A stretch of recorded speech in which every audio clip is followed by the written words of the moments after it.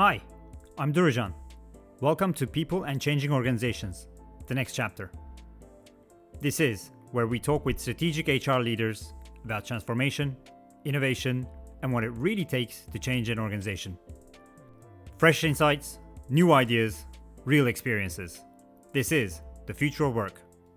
Today's guest is Katarina, an entrepreneur, media executive, and community leader. Katarina comes from senior leadership roles in media, where she worked closely with global brands like Adidas, Henkel, MasterCard, LVMH, and Volkswagen. Today, through her consultancy Amazing Next, she helps organizations rethink partnerships, marketing effectiveness, and what it really means to be future ready. Alongside that, she's deeply involved in building communities. Let's begin. So here we are today with Katarina, and so excited to be with her and get her insights in the People and Changing Organizations podcast. So first, we would love to get to know you a little. Could you tell us about your career journey from your early years in media and business strategy to founding now Amazing Next, and what motivated you to build a future-focused marketing and media consultancy centered on the right partnerships and media efficiency?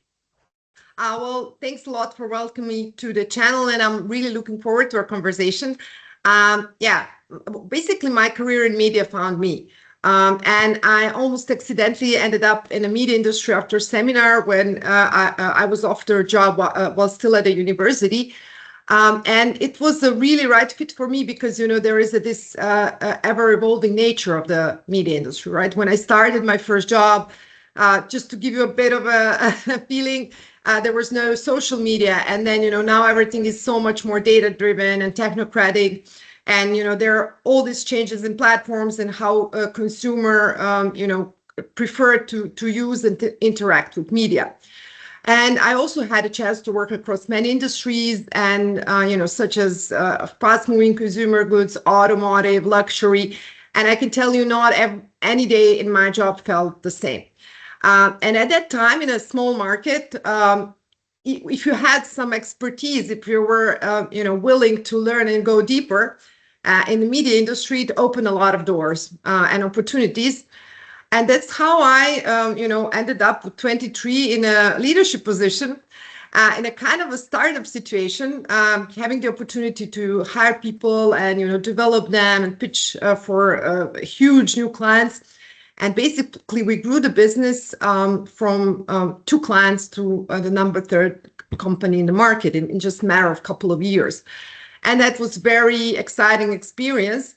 And then I moved into one of the big international media industries, media agencies, and also continue my career in regional roles and kind of wrapped it up, rounded my experience as a managing director of the business in Austria. But to be honest, I always wanted to have my own business. And one thing is, I always kind of recall this experience in a startup environment with a lot of good memories, very energizing and fun. And also I wanted to build something in line with my values and expertise. And in the last couple of years, I have noticed in the media industry that relationships between marketing service providers and companies became rather transactional. It was much more focused on a cost side than even the competence, but especially less on relationship and collaboration and culture fit. And I thought to myself, I would like to bring my own perspective and try to add value and, kind of create something with all this, focus on how people work together.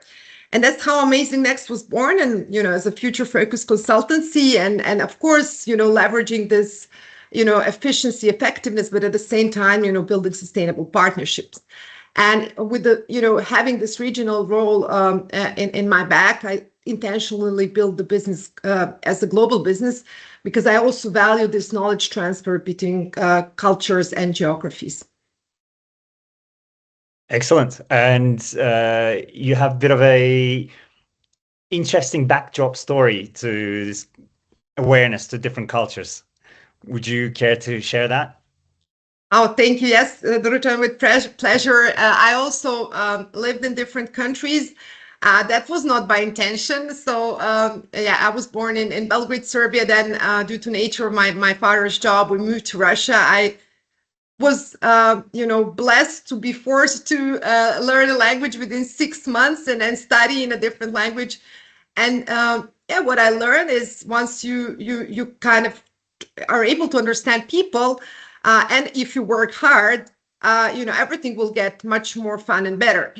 So I kind of this experience has equipped me with openness and also with their incredible work ethic, I must say. And that was not the only thing that I took from that experience. It also really inspired me to search the opportunities where I could be in with different cultures and environments. So I've also lived in the United States, and now I currently live in Austria since 10 years, but my business is global, and I really have the pleasure to work from clients from Chile to Croatia, Portugal, etc. And that's what gives me a lot of energy professionally and privately as well. Perfect. Yeah, when we first met and we were talking about our kind of paths and backgrounds, there was like a huge overlap in our age and similarities or parallels in this experience that you went through and what I had to go through as well. So I think that was also a connecting factor. And perfect. Thank you. And with Amazing Next, for the benefit of our audiences, for them to better understand your kind of day-to-day reality, could you share an example from your kind of recent work at Amazing Next that reflects what you are currently focused on, perhaps a project or challenge that you find particularly meaningful or energizing and that you had to kind of tackle head on and solve? Of course. So imagine a large multi-brand company in a smaller market is consolidated their media services with one supplier instead of 7 in the past. And with that, some great commercial results are met. So the media budget is cut in thirds. So basically with the 2/3 of the media budget, the marketing teams can have the same exposure in media. And kind of invest this money elsewhere. That sounds great commercially, right?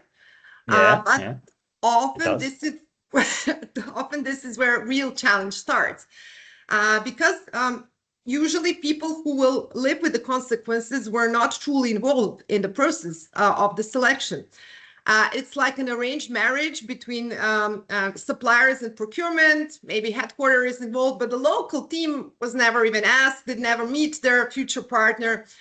And yeah, that's really the reality in the marketing services often. And in our recent project, we actually involved deeply the local team. And it was a thorough process where we were assessing culture fit through several touch points. We were also asking both sides of the expectations from the relationship and collaboration. We were asking also suppliers, how could we be your best client, which is not usual, I can tell you. Or also, could you give us an example? How can we turn around relationship if something is not on track? And it didn't stop there. We also, when the collaboration started, we supported the team with guidance, structure, transparency, both teams actually. And there was a clarity on the processes and how, for example, communication or decisions are made. And I visited the team a couple of weeks ago in the market, and I was very happy to see not only that commercial results are met, but actually that there is a high quality of collaboration, mutual understanding, and a huge value in increased quality of consultancy as well. And that is meaningful for me, to bring both sides, people and profit. To be very honest, commercial results or commercial value gets projects approved and gets the traction and support from the senior management. But sustainable results can only be met when people are supported as well and collaboration is designed properly. Yes, yeah, I think especially when the buyer is, my perception is when the buyer is strictly HR, I think they're less, typically speaking, this is just a bit broad generalization, they're a little bit less, they tend to be less focused around the ROI, the business case, and numbers. And more around, the focus probably more around the, let's call it, traditionally the softer things. But when there is a requirement for a, sign off from C-suite or higher up or elsewhere in the organization, the CFO or the CEO, then the immediate question always is, yeah, okay, I get all that, but what's the ROI going to be? And how is this going to really impact my profitability? How is this really going to impact our growth? That's where they're really focused on. So you really need to kind of flesh that out and bring that out to life and probably shape that so to get approval and to go ahead. And then once you're in it, then you do all this magic that you're talking about. And just curious, when you were saying around this project, for example, was it kind of focus groups that you've done? What kind of like tools or methodologies that you deploy? It was very, I mean, media is the most measurable part of marketing, right? So you can measure, most of the KPIs are there already by default. So we had a very thorough benchmarking process before. We analyzed what was done in past years, and then we were able to compare. So this is on a commercial and a cost structure that's very, well, I would say very straightforward.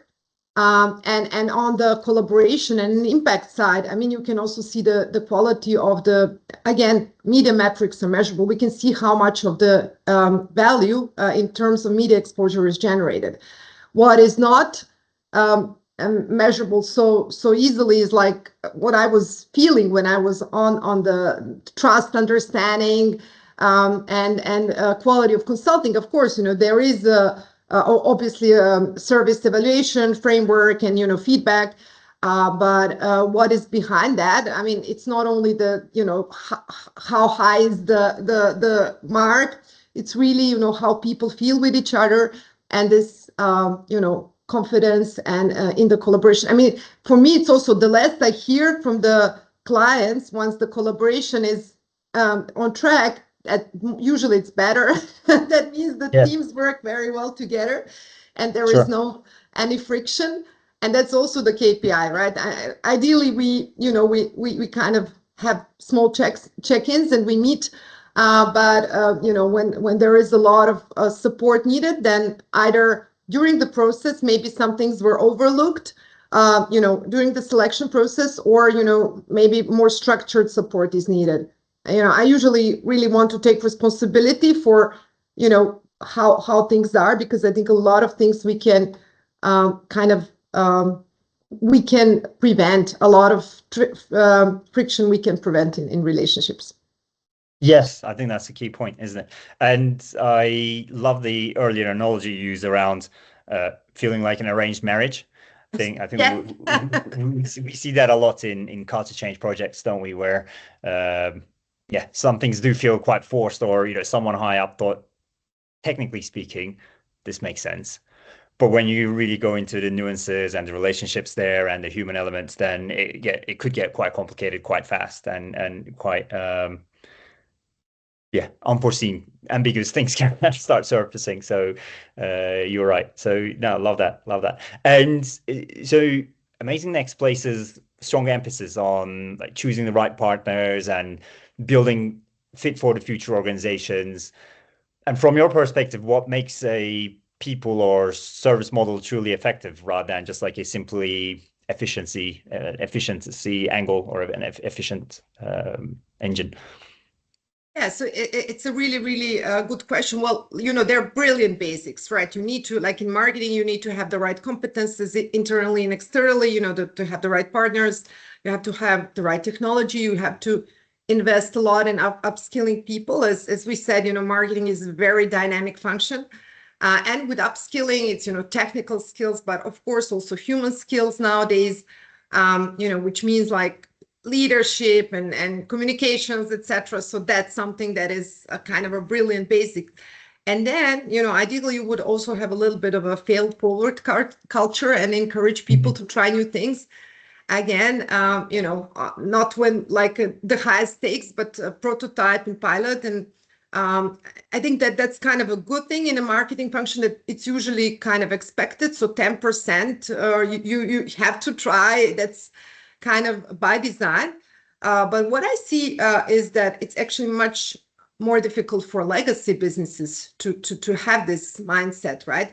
And they're overprotective of what made them successful. And I can tell you in my project, I see, kind of clinging to even the smallest ever decisions, even to the point of, I advertise in this magazine, which like is not having any consequence to their business results. But I understand that, of course, it's difficult to kind of let go of some things because kind of that brought you here. But I think they should take their legacy a little bit less seriously, and they kind of, I mean, at the end of the day, they will not be able to move with consumers and with the opportunities if they are not like able to let things go. So I think this ability to let things go and to kind of test and experiment and failure culture in a I mean, we both know what it is. It's not about embracing stupid basic mistakes, but it's really about testing and talking about the learnings, right? Yeah. The I call it like the protectionism mindset. So just because, as you said, in the past, that has, whatever you've done has brought you success to that spot, you want to protect that, or people want to protect that, and sometimes they get territorial in a M&A situation, merging, blending of roles and responsibilities, accountabilities. They get really territorial and protective of what they've built, and it becomes the biggest threat to future success. Just because it brought you there doesn't mean it's going to take you any further. I think it was, if I'm not misquoting, it was Marshall Goldsmith that said, what brought you here won't get you there. Exactly. Okay. I'm his huge fan, and that's one of the great things that we can take from him. Yeah. So it sounds like your work evolves alongside a lot of fast changing landscape. How do you personally stay current and keep learning and ahead of that curve to be able to add value? Well, we have unprecedented opportunities to learn now. Honestly, according to our cognitive styles, at our own pace, on our own terms, and at the friction of cost that we would have had to invest before, right? But there is so much noise. There is. I mean, I'm personally bombarded with the content on, I don't know, like career, personal finance, health, whatever. And, there is really, you need to find this good balance to leverage all the opportunities, but to kind of minimize the noise. And I believe that everybody should be their own academic director. Really, really ask yourself, what I need to learn and what I want to learn, what would be fun, and then kind of create your curriculum. And especially important for people who are leaders or who have their own businesses. And in Silicon Valley, there is this notion of rehiring yourself, asking yourself each year, like, do I still have the skills that I need to run my business today?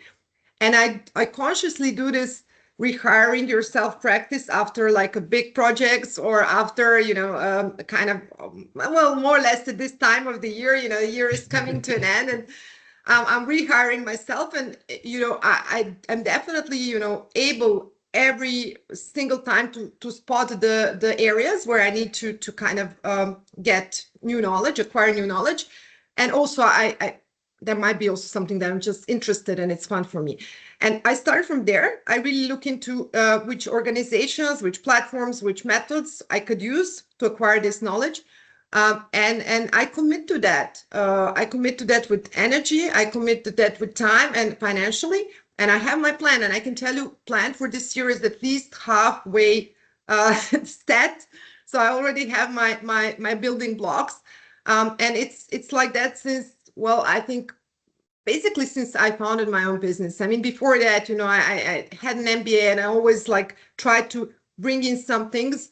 But since I have my own business, I think it's also even much more important than ever before to kind of have this designed approach to learning. I love that. Be your own academic director. And I love the way you unpack that, creating your own curriculum and rehiring yourself. Excellent. So you just said you've mapped it out for the next 6 months. I'm hoping you stretch that out by another 5 months, and we'll get to see you again in World Business Forum, New York, which is where we met a few months back. And let me do this as a bit of a plug then. So what was your kind of key takeaway or two from World Business Forum New York in November 25? Yeah, well, thanks for the question. There was a lot of it. There were like some content related takeaways, right? So content related takeaways. I love James Clear a lot. So Atomic Habits, I'm a big fan. I think especially what is powerful is his notion on link your habits with your identity. There is a lot of power to it, and I try to practice it now. Like what would a healthy person choose to have for lunch, or how would the healthy person go from home to the office, etc. So I think that was fantastic. I liked a lot of Adam Grant, and he's always fantastic. I liked his combination of give and take and think again. In this, why it is important to build your challenger network. I found that very, very useful. And how do you turn your critics into your coaches? I think we could all definitely use that in whatever is our profession.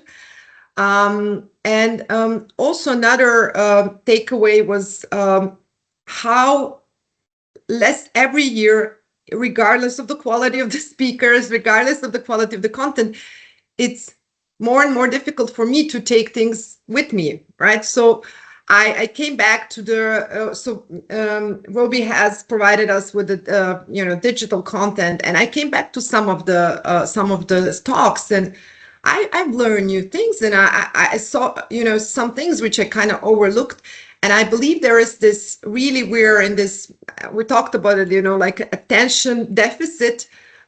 Even the learners and the people who are really engaged imagine just kind of what kind of trouble where we are heading. And I think for the providers of the educational services, and I think we are all in this area, right? If you're a leader, if you're a mentor, if you're an employee, or if you have plans, you're in this. You don't have to be a university to be in the education. We're all in this really, really challenge of how do we make sure that people can take as much as possible with them when we deliver the knowledge. And that's going to be very important, because, kind of like sitting there and thinking, wow, listening to the smartest people in the world, well, maybe exaggerating, but, how much can I take with me? Yes. Yeah. I think one of the key things that stuck with me from World Business Forum a couple of years back was one of the recruitment questions that someone was saying that they ask in an interview is, what have you learned in the past 6 months? So they're just kind of almost seeking for, how much of a learner is this person really? Because, motivation is one thing, and, financial package, etc. You could offer these different levers, and you could probe around past experience and intelligence, whatever. But are they hungry to learn? And what are they, when they have the opportunity, the chance to your point, are they really cognizant around creating their own curriculum, so to speak, and staying relevant and ahead of the curve, arguably. So that was one, and then another one was the ex CEO of IBM. She was mentioning this concept of Olympic learners, right? So again, that eagerness to learn. You don't really need a PhD or a master's for certain positions, which they've eliminated after like many years of a collaborative work with their HR, and they've reduced, if I remember right, almost 48% of the positions, or almost 50% of the positions that had previously required PhD, masters, to just like high school diploma is enough. Because if you're an Olympic learner, you're going to be successful enough after you kind of get the gist of whatever the work needs or requires. And to your point around the kind of attention deficit, or the I think they call it the attention economy now, with this kind of rapid change, digital acceleration, increasing complexity in the world that we live in. What mindset do you believe that leaders should develop in order to kind of create a long-term value environment, which probably entails trust and clarity. And yeah, so around their kind of people and organization, what do you think the mindset is there? Yeah, well, thanks a lot. I think it's a very good kind of linking to our conversation now.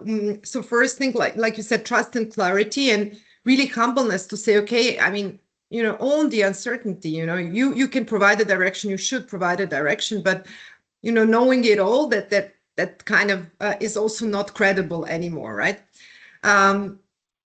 The second thing, provide the environment where people can, again, fail well, so kind of where they can experiment and learn.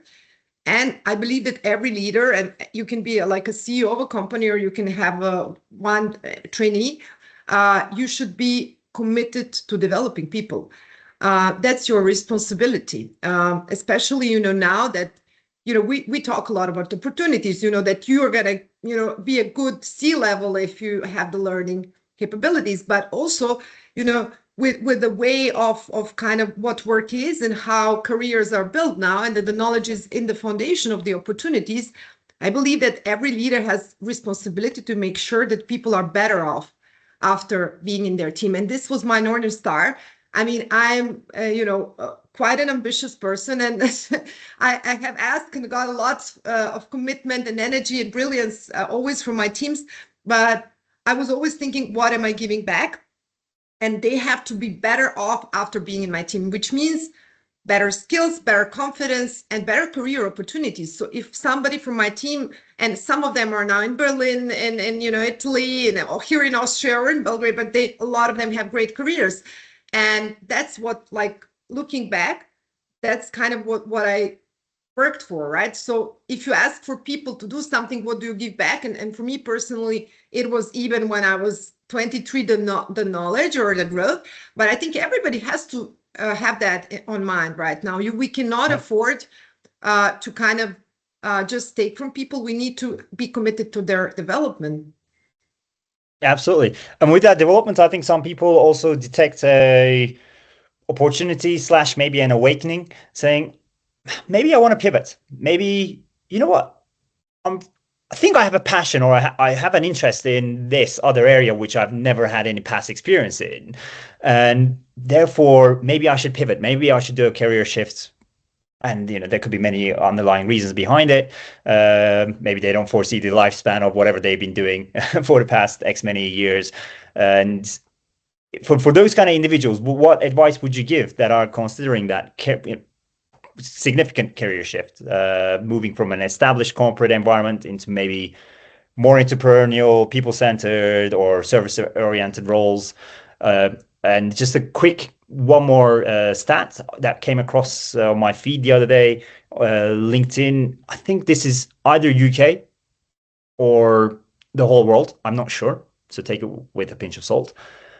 69% increase in the title entrepreneurs and founders in the year 2025. Wow. So a lot of people are going through this. This is actually relevant to a lot of people, this question. Well, it's a great question. It's one of my favorite questions, because I'm like passionate about a career transition. As we will live 100 years or more. If you listen to Peter Diamandis on Robbie, he thinks, He loves it. Longevity, escape velocity. Like, we're gonna go back, right? Live 150, and he had this great question of, what do you do with another 50 years of your life? What would you do? And I think, it's something that is very exciting. I think if we should approach, first of all, we should approach these transitions with a lot of excitement and possibilities in mind. First of all, one should think about their career in terms of portfolio, right? So first start with, like, what do you want to have from your professional life? So you want to have impact, you want to give back, mentor people. What are your financial requirements? Do you want to learn? So put, it's your bucket list. Everything should be there. Then assess your current situation. In your current position, you could be a founder, or you could be like in a corporation. What do you have from that? And then think about which other roles you can add to your portfolio to kind of make sure that other things are there that are important to you. And it could be, also volunteering, it can be mentoring, advisory role, teaching, whatever else, community work, right? So you can add these things to your career portfolio. So this is one thing. So don't think about like just one role. Second thing is, there is not only one way, or one path or one portfolio that could be ideal for you. There are many versions where you can be super happy and successful and have meaning. So yeah, have that in mind. The next thing is think about prototyping, right? So if you have been in corporation your whole life, maybe before you say, well, I'm gonna, just quit and have my own business, try to kind of join the startup as advisor, try to see how things work there and get a feeling kind of before you make a big decision. So prototype these experiences. If you want to go to university career, then teach a class before you again embark to this long journey and invest years in pivoting, and then and finally radical collaboration. Ask people, talk to people, because when you talk about your career or your passions, what comes back from others is very valuable. They will say, well, you had a lot of, you were glowing or you were very excited when you talked about this topic, you seem a bit insecure, and they will also support you.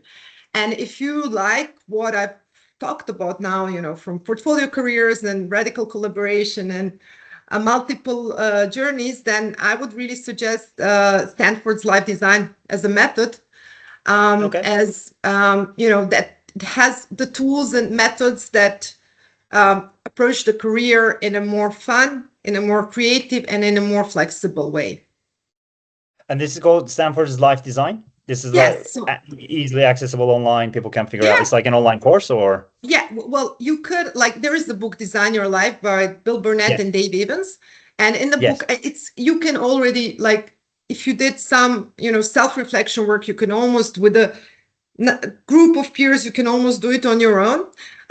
There is a lot of content digital, but there are studios, right? There are live design studios organized by Stanford in US, but you can also do it virtually. And there is Train the Trainer course. So basically for academia, I did that in 2022. I can tell you that was incredible experience also from the way what amazing didactics mean. So we, joining from Europe, we were until 2 a.m. every day in the course. And I was full of energy. I did it when one of my great friends, she used to be a dean of the WU. Now she's at HSN, really awesome academic career.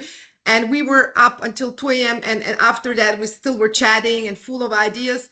So I highly recommend it. But, there are a lot of, for example, at WU, we also kind of teach it in a very small scale. We teach one part of it. So you don't have to, you can take parts of it and tools, whichever you like. I think it's also very flexible in line with, so basically what the two professors, Bill Burnett and Dave Evans, did, they realized a lot of their design professors, they realized a lot of students are coming with career questions and not with the design questions to the office hours. And they're like, okay, let's use design thinking to tackle career topics. And I love that. And they created this course, Design Your Life, for the bachelor students, and it became very popular. Then they did it for masters and MBA, and now it's it kind of got out of hand. I mean, it's widely taught as the kind of career management. I would not even say management. I would say career envisioning. And life envisioning. Part of life design is also you should put your private life and your hobbies and you can put everything, as much or as less there. So I'm a huge fan. I live by it. I accidentally stumbled upon it in 2019 when I was at a study trip at Stanford, and I live by it in the last 6 years. And I think part of the courage and the creativity to kind of build my own career portfolio, which is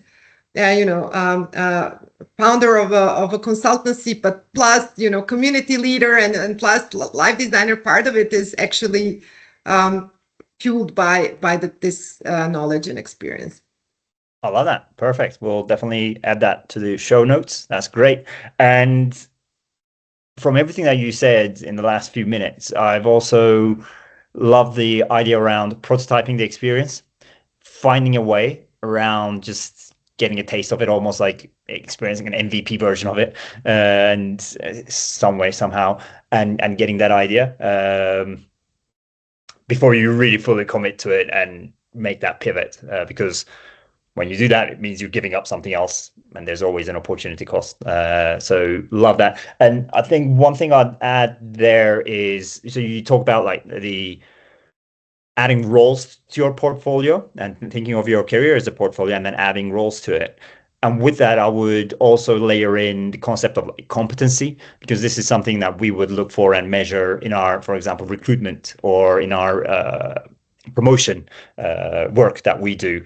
And again, this kind of tools that we have, or an assessment tools that we have, it looks specifically for competency for certain specific types of roles and activities that one would be taking. And yeah, so I would add that, blend that into the mix to be cognizant about and to think about. Excellent, love that. Okay, great. So what does future ready? What does that really mean to you when it comes to organizations, or again to individuals? I think to individuals we've spoken, and I think this was very helpful what we just spoke about. Maybe from an organizational perspective. So we've talked a lot about, we've talked already about the, kind of driving performance through trust and through learning. So we've already touched upon that. And, brilliant basics, skills and technology. And one thing I would also like to mention is this focus on kind of building effective partnerships. And I'm now, from where I sit, I've seen that in marketing in the last 5, maybe even 10 years, as everything became so much more fragmented. You needed to be able to effectively collaborate across the borders of your organization, maybe even, your kind of your geography, right? And this is the competence that organizations have to have and individuals have to have. So I think this means also future ready. You will never be able to have all the competencies in-house. So that's something that you need to acquire as well. And so to kind of have the culture, open culture, yes, for brave collaboration. So really to trust and to kind of approach partnerships with, with full transparency. And the second thing is, as we mentioned, the culture of trust and learning. Yeah, so the culture is an amazing foundation, isn't it? We call it like, it's almost like the basic foundation plus it's the roof, and then you build everything around that. The whole structure is built around those two, is kind of sandwiched. Okay, so then in your opinion, what will matter most at work in the near future? With AI in the mix, so finally mentioned that word, dreaded word. And what are those kind of soft spots that might be overlooked or underestimated today, and why? Well, that's really great. And then it's what will matter to people? It will matter that they matter. So it's really overlooked the importance of people feeling that who they are and what they bring. So their unique skills and the value they bring really matters. We hear left and right in media that, AI will do your job, right?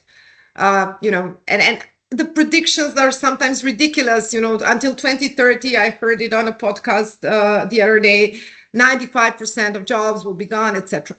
So then also people go to the office and maybe they hear it in the office as well. I have a friend who is a marketing executive who jokes with the content team, oh, guys, in 1 year, AI will do your job.